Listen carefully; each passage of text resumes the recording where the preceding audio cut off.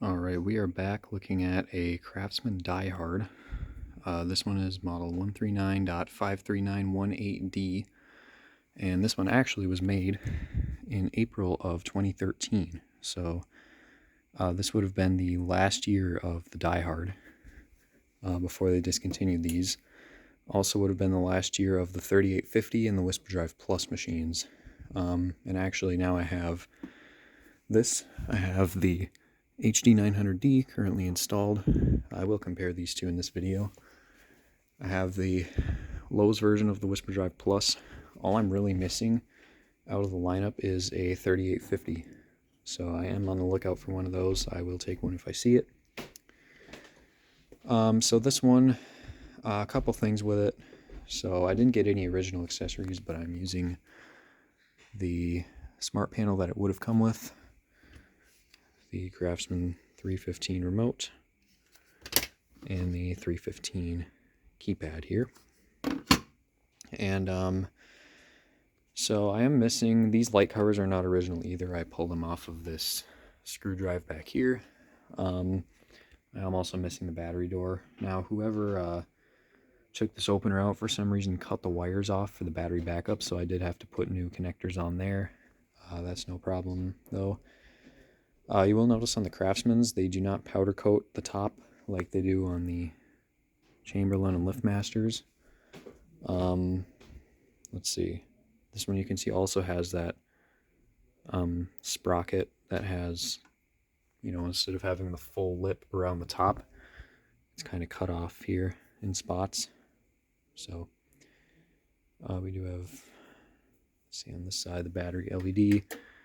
Just show that it is in there charging. You've got your programming buttons. Now the thing with this one is I may need to replace the travel module in this thing before I try to install it on something, because I was just running it and testing it, and it was doing that thing where it would go down and then it would get to the soft stop on the way down, but then it would just keep running forever. You know, when I was talking about in the video of this thing how they just get weird glitches with the limits usually, yeah, that's what I was talking about. I'm pretty sure I have an extra travel module, which actually is on the original motor to this thing, which I think I have in that box. But yeah, so I'll have to swap that out before I try to install this thing, see if that fixes it, which I'm imagining it should, but I don't know. Maybe it's a board issue. Anyway, we'll just go ahead and run this. For some reason, this opener does seem to move pretty slow. It seemed to run kind of slow when I had it on, when I was testing it on its rail earlier today, but let's just go ahead and run this with the smart panel. So here we go.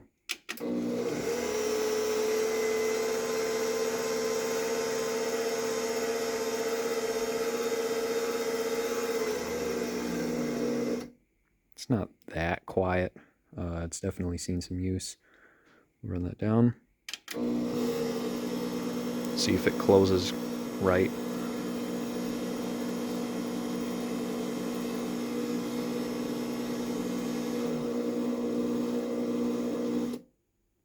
So it actually stopped that time. We'll see if I catch that on video or not. Let's run it with the keypad here.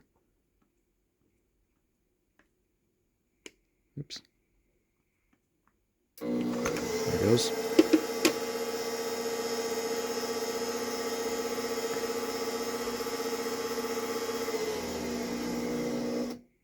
By the way, the case is pretty scratched and beat up on this.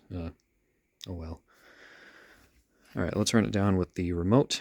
Let's actually do a safety sensor test. Let's get these wires to where I can short them together. So here we go. A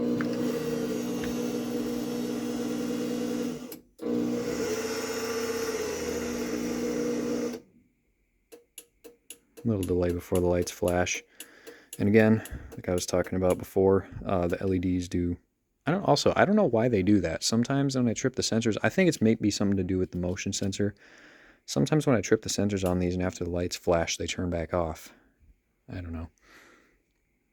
You know, again, as I was saying, just weird little glitches that these openers do. Alright, let's run this down with the remote.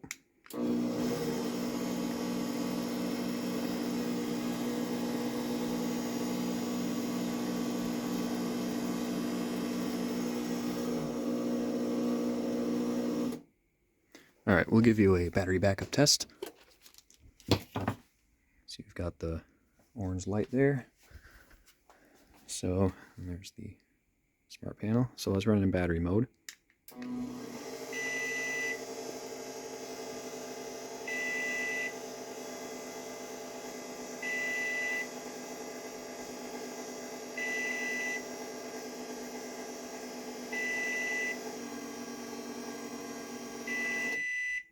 Doesn't slow down that much, at least compared to this one. This one slows down a little bit more.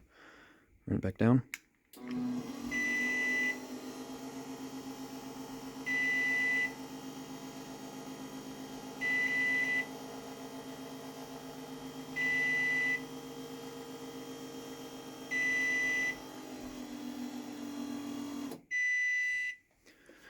Alright, plug it in, we'll compare it to the Whisper Drive Plus, and then that'll be it. So zoom out, we'll run this down.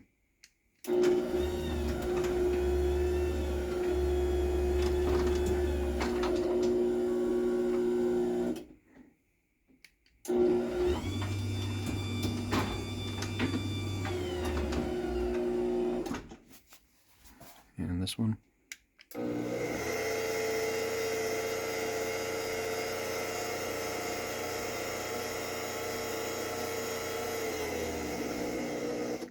So the Craftsman is definitely louder, but it's not actually that much louder. We'll run this down with the wall control, and that'll be it.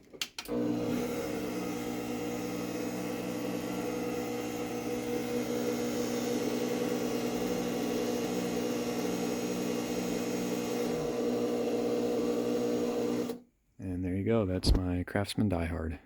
So thanks for watching.